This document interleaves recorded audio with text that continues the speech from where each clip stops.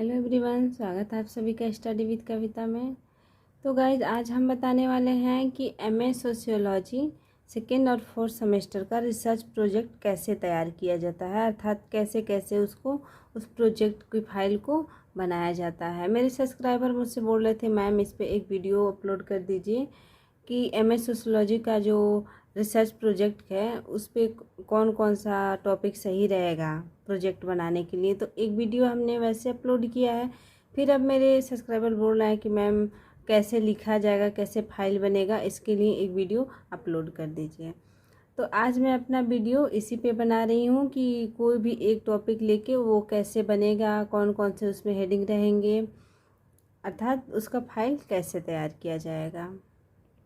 तो फाइल के लिए सबसे पहले हम बता दें आपको कि फ़ाइल बनाने के लिए सबसे पहले या तो आप ड्राइंग वाला जो पेज आता है आप उस पर लिखिए फाइल को, अपने टॉपिक को, या फिर ऐसे जो लाइनिंग वाली पेज आती है ऐसे इस लाइनिंग वाले पेज पे बनाइए। आपके कॉलेज की तरफ से जो आपको बताया गया हो, या अगर नहीं बताया गया है तो आप इन दोनों में से कोई भी यूज कर सकते हैं। तो इसके लिए पेज की आवश्यकता होती है, इस पर बनता है फाइल। तो देखिए जो हमारा प्रोजेक्ट है वो हमने बाल अपराध पे बनाया है। तो ये देखिए बाल अपराधी और उनकी सामाजिक पृष्ठभूमि का एक अध्ययन है, ठीक है। तो ये हमारा मेन टॉपिक है बाल अपराध। तो सबसे फर्स्ट पेज पे जो हमारा रहेगा वो नाम रहेगा, क्लास रहेगा, आप सेमेस्टर फोर्थ सेमेस्टर के हैं फोर्थ सेमेस्टर, या सेकेंड के हैं तो सेकेंड का, और सब्जेक्ट रहेगा, फिर आपका रोल नंबर रहेगा। फिर उसके बाद से हम अपना टॉपिक लिखना प्रारंभ करेंगे। आप देख सकते हैं मैंने जिसका फाइल लिया है आप लोग को समझाने के लिए, वो ज्योति सिंह उनका नाम है। आप देख लीजिए जो फर्स्ट पेज है उस पर अपना नाम, क्लास, सब्जेक्ट और रोल नंबर लिखी हैं। फिर हम सेकेंड पेज अब देखेंगे।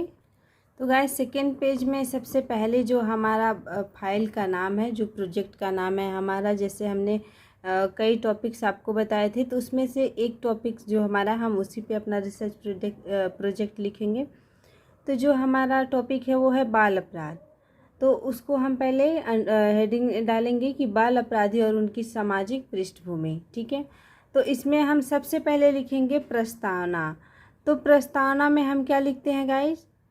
तो प्रस्तावना में हम देखते हैं गाइस, प्रस्तावना में हम यही लिखते हैं कि बाल अपराध जो है वो कैसे कार्य कर रहा है, वो कितनी गहराई तक जा चुका है, अर्थात समाज में वो कितना अपना विषय वस्तु का जो है प्रसार कर चुका है, और बाल अपराध की कितनी संख्याएं घटित हो रही हैं, अर्थात यही सब बातें जो है वो प्रस्तावना में लिखी जाती हैं।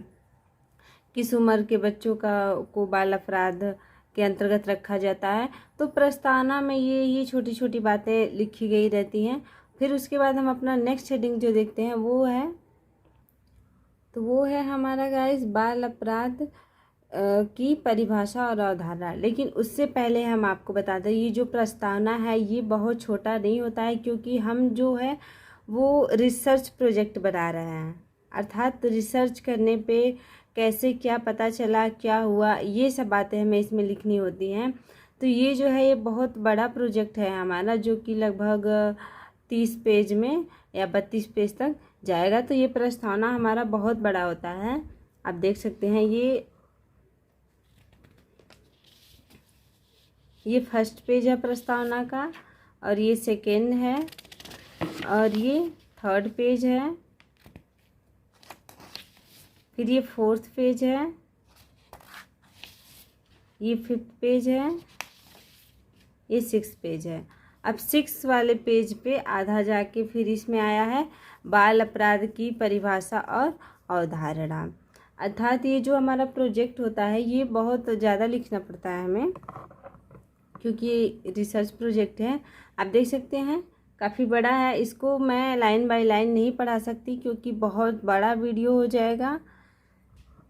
तो मैं आपको ऐसे ही बता देती हूँ कि कितने हेडिंग्स होंगे, क्या क्या हेडिंग्स होंगे, और उसके अंदर क्या क्या लिखा जाएगा। वो तो हेडिंग से ही स्पष्ट हो जाएगा कि उसके अंदर क्या लिखा रहेगा।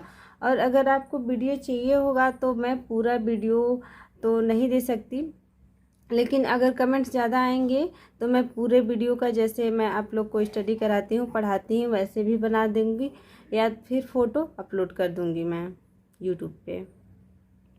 फिर इसमें एक और हेडिंग हो सकता है बाल अपराध की परिभाषा और वैधानिक अवधारणा। ये दोनों हेडिंग एक साथ लिख सकते हैं आप, या कोई एक भी लिख सकते हैं, ठीक है। तो अब इसमें हम बाल अपराध की परिभाषा को लिखेंगे और उनकी अवधारणाएं कैसे, अर्थात जो बच्चे बाल अपराध करते हैं उनकी मानसिकता कैसी होती है, उनके दृष्टिकोण कैसे होते हैं, और इसके विषय वस्तु में जो हमारे समाजशास्त्री हैं उन्होंने अपना अपना परिभाषा दिया हुआ है। तो इस हेडिंग में यही रहता है, बाल अपराध की परिभाषा और अवधारणा में। फिर हम नेक्स्ट हेडिंग देखेंगे। आप देख सकते हैं गाइस, ये भी काफ़ी ज़्यादा लिखा हुआ है, इसमें भी, इस हेडिंग में भी,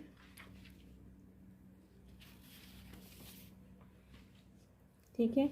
अब हमारा हेडिंग आता है बाल अपराध की समाजशास्त्री परिभाषा, ठीक है। तो बाल अपराध की समाजशास्त्री परिभाषा में हम देखेंगे, इसमें जो हमारे समाजशास्त्री हैं, अपराध शास्त्री हैं, उन्होंने अलग अलग परिभाषा प्रस्तुत की है, ठीक है। तो पहले है इसमें गिलीन एवं गिलीन के अनुसार, अर्थात गिलीन और गिलीन का देखेंगे परिभाषा। फिर दूसरे में हम न्यूमेयर का देखेंगे। तीसरे में हम देखेंगे मोरवर के अनुसार, और फिर चौथा है प्रोफेसर सोल्डन के अनुसार। तो हम इसमें 4 जो अपराध शास्त्री हैं उनकी परिभाषाएं देखेंगे बाल अपराध की समाजशास्त्री परिभाषा में।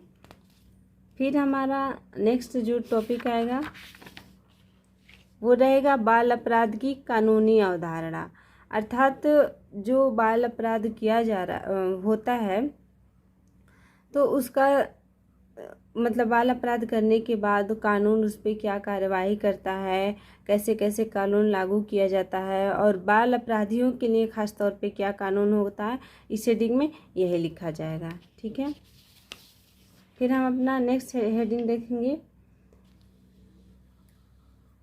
जो हमारा हेडिंग था बाल अपराध की कानूनी अवधारणा, तो इसमें हम देखेंगे जो हमारे अपराध शास्त्री हैं सेथना के अनुसार देखेंगे वो बाल अपराध की कानूनी अवधारणा क्या दिए हैं।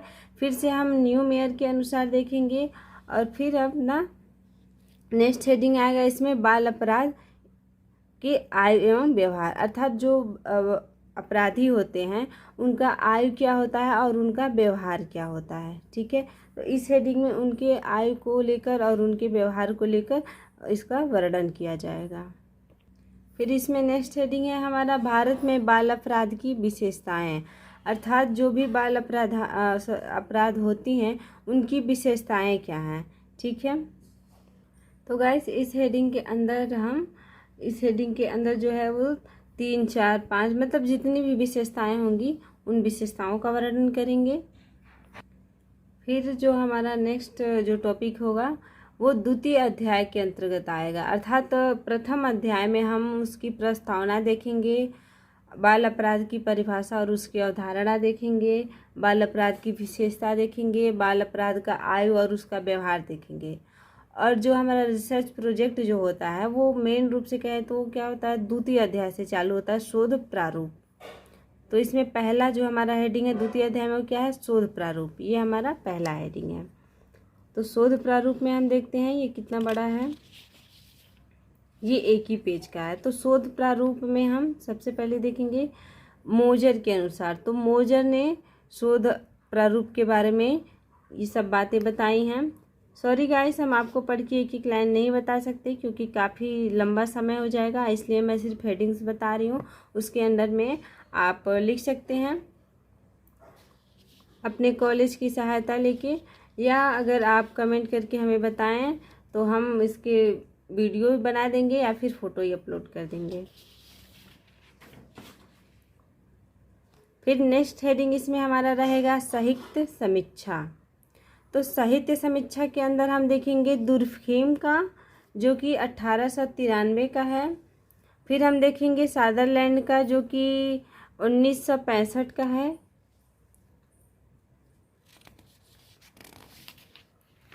फिर इसमें नेक्स्ट हेडिंग आएगा हमारा भारत में बाल अपराध विषय पर किए गए शोध कार्य, अर्थात भारत में जो बाल अपराध हुए हैं उनके विषय पे जो शोध किए गए हैं उनका शोध कार्य है ये, ठीक है। तो इसमें भारत में शोध कार्य में पहला कौन सा है, एस पी श्रीवास्तव, जो कि 1953 में इन्होंने भारत में बाल अपराध पे शोध किया है। फिर दूसरे हैं के पी पद्मजा, जो कि 2008 में किए हुए हैं बाल अपराध पे अपना शोध। फिर तीसरे नंबर पे आती हैं सुशीला चंद्र, जो कि 1967 में की हुई हैं। इसमें पहला दूसरा तीसरा नहीं है, मैं ऐसे बता रही हूँ, फिर इसलिए बता रही हूँ पहला दूसरा तीसरा। आप किसी को भी पहले लिख सकते हैं या सन के अनुसार आप नंबरिंग कर सकते हैं, किस सन में किसने किया है। ठीक है, नेक्स्ट हेडिंग हमारा आएगा अध्ययन के उद्देश्य, अर्थात बाल अपराध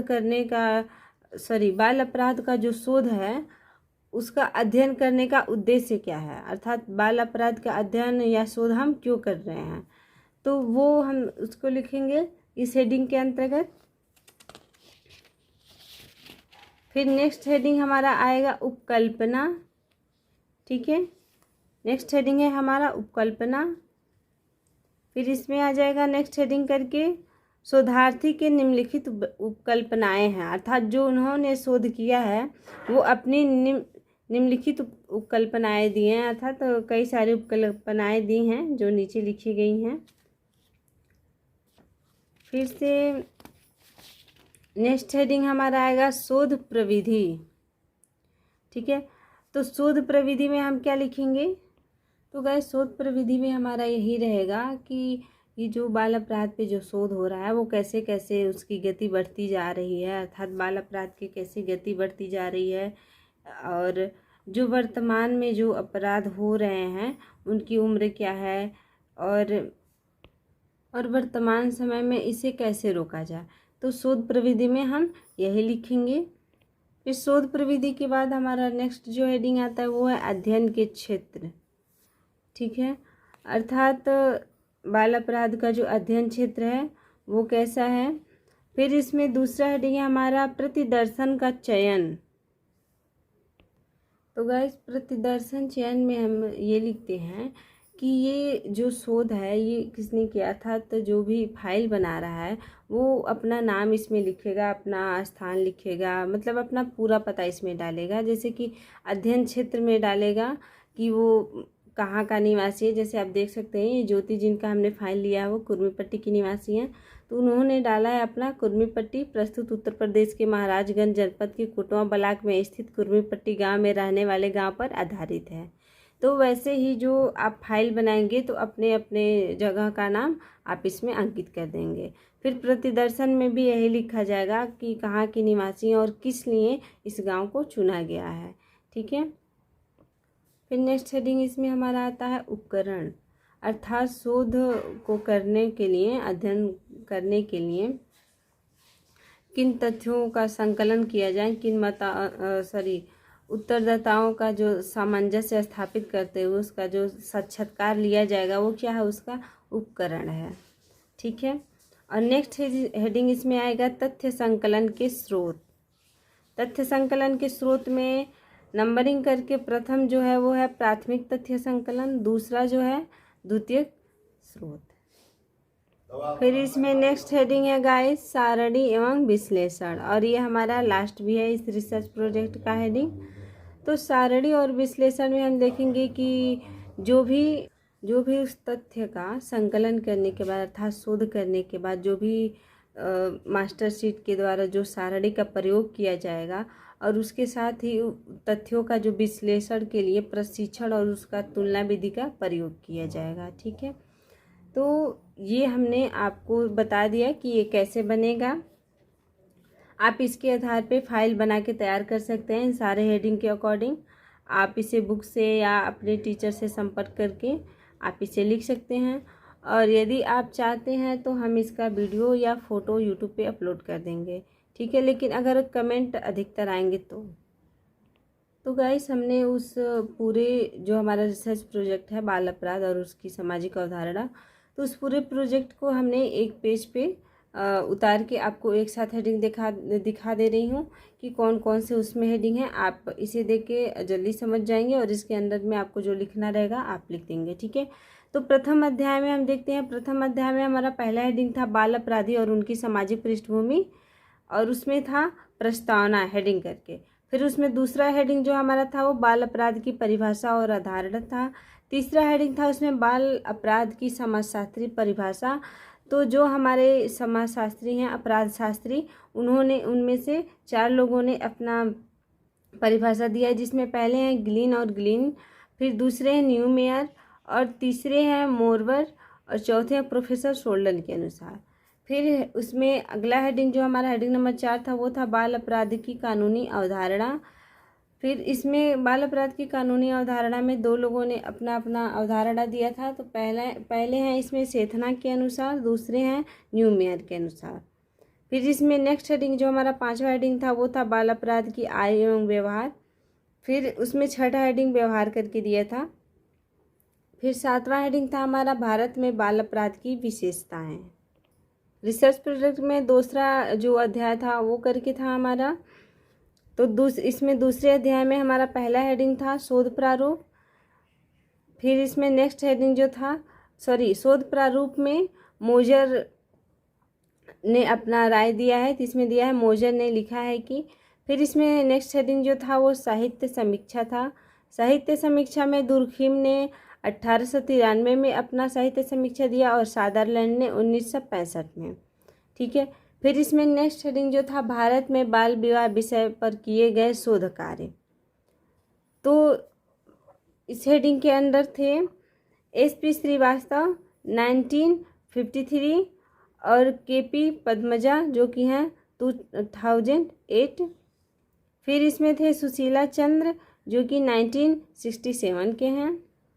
ये वो लोग हैं जिन्होंने भारत में बाल अपराध के विषय पर शोध कार्य अपने किए हैं। तो कौन किस सन में अपना शोध कार्य किया है भारत में, ये सन आपको बाद में कोष्टक में करके दिखाया गया है।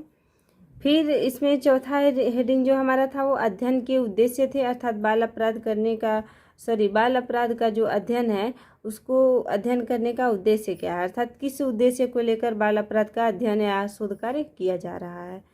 फिर इसमें 5वां हेडिंग जो था हमारा उपकल्पना था। नेक्स्ट हेडिंग करके जो उसमें था 6ठा हेडिंग हमारा था शोधार्थी के निम्नलिखित उपकल्पनाएं। फिर नेक्स्ट हेडिंग इसमें था शोध प्रविधि। नेक्स्ट हेडिंग था हमारा अध्ययन के क्षेत्र। और फिर नेक्स्ट हेडिंग जो हमारा था वो था प्रतिदर्शन का चयन। नेक्स्ट हेडिंग उपकरण था। और फिर नेक्स्ट हेडिंग था इसमें हेडिंग नंबर 11 था तथ्य संकलन के स्रोत। ये नंबरिंग हमने इसलिए डाला है क्योंकि आपको ये भूले ना, ये सारे जो है मेन हेडिंग है जो भी हमने नंबरिंग डाला, और जो नंबरिंग के अंदर हमने डाला हुआ है 1 2 करके, वो उस हेडिंग में उसके हेडिंग के मतलब अंदर था। ठीक है। तो जो हमारा तथ्य संकलन के स्रोत हैं उसमें प्रथम जो हेडिंग था वो था प्राथमिक तथ्य संकलन। फिर दूसरा था वो था द्वितीयक स्रोत। ठीक है। फिर इसमें नेक्स्ट हेडिंग हमारा जो लास्ट हेडिंग था वो था सारणी एवं विश्लेषण। तो गाइज हमने ये आपको शॉर्ट में करके, वीडियो तो काफ़ी लॉन्ग हो गया है क्योंकि ये लगभग 23-24 पेज का था, 23-24 पन्ने का था। तो हमने आपको बस हेडिंग बता दिया और किस हेडिंग के अंदर क्या क्या लिखा गया है। ठीक है। अब अगर आपको लॉन्ग चाहिए, अर्थात पूरा लाइन बाय लाइन जैसे मैं पढ़ाती हूँ आपको, अगर वैसा वीडियो चाहिए तो आप उसके लिए कमेंट करें। और अगर आपको पिक चाहिए तो हम पिक अपलोड कर देंगे यूट्यूब पे, आप वहाँ से देख के अपना फाइल तैयार कर सकते हैं पूरा। मिलते